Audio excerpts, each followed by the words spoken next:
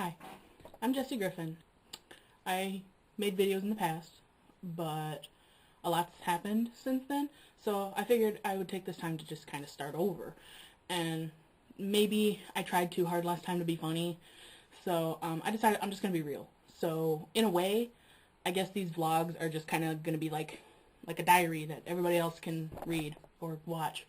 This part is going to be very long, so you can either watch it all, or if you don't like what you're looking at right now, you can click that X somewhere up in one of those corners, or unsubscribe, or just never watch my videos again. I really don't care. I'm not gonna say that my life has always been the worst.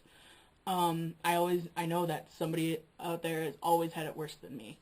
So, unfortunately, I don't know those people. So to me, my life feels like it's been the worst, but I know it has not been the worst, you know? So I'm just going to start with my childhood. When I was 3, 9, and 12, I was raped by my father. And a lot of people watching this right now are either going to disagree with me because they've known my father, or they're just going to tell me I'm lying, or they're going to be pissed off all hell because I'm slandering his name even though he's passed away. I'm not. I'm telling the honest to God truth. I was raped. He was also abusive. He had a very good way of hiding it. He was very good at lying. So, I didn't grow up in a very nice home. School life wasn't very nice either. Elementary school kids were always making fun of me because of my weight, but there comes a point where it's just too much. By middle school, it had gotten to be where it was like, you know, in the cartoons, how you see people carrying these big piles of stuff, and then that other cartoon character just places one little piece of paper on top and the whole damn thing just comes down. It was like that. My middle school years were like that. I had a hell of a time making friends because who wants to be friends with the fat kid, you know? I was actually a very nice person. They thought of me as annoying for whatever reason. I was just a kid. I mean, we were all just kids. We all do annoying shit. But for whatever reason, I was annoying because I was fat, and that's why everybody hated me. I had very few close friends, and one of them was Stephen Delich, who is a great friend. Sometimes he denies it, but he's a really good friend. Then came high school. People started out nice, but there was this one girl, Brandy Charles, who decided to just push me a little too far.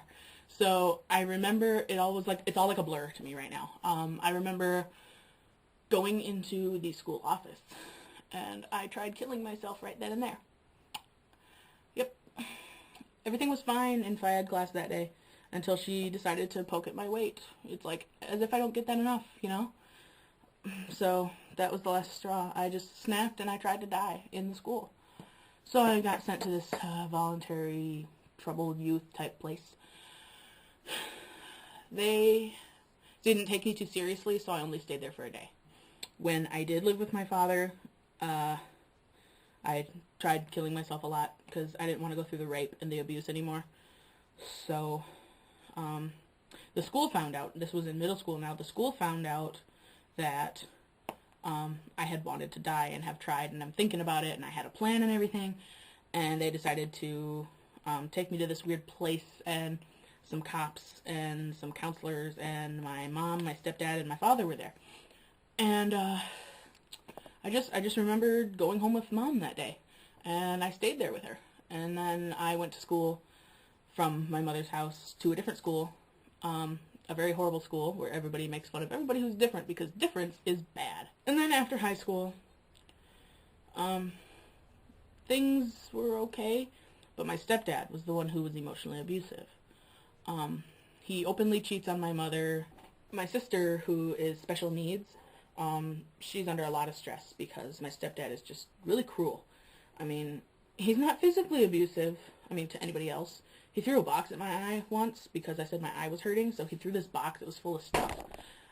Ow. I've tried running away multiple times. I always ended up having to come back. He's not a nice guy. He doesn't reason.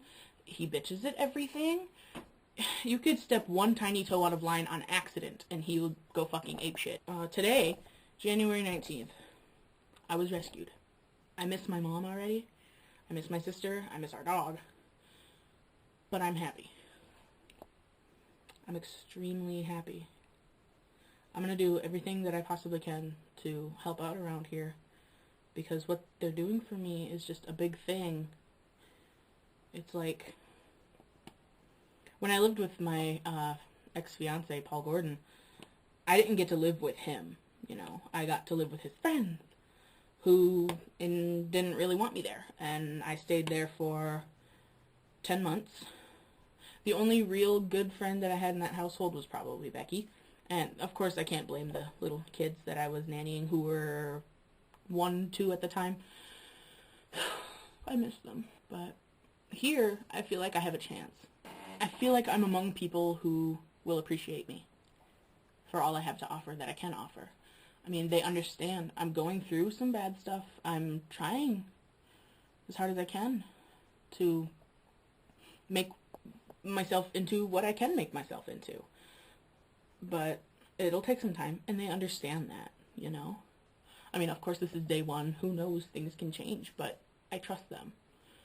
I trust Brad very much. Brad's my boyfriend. I'm living with him. And I couldn't be happier.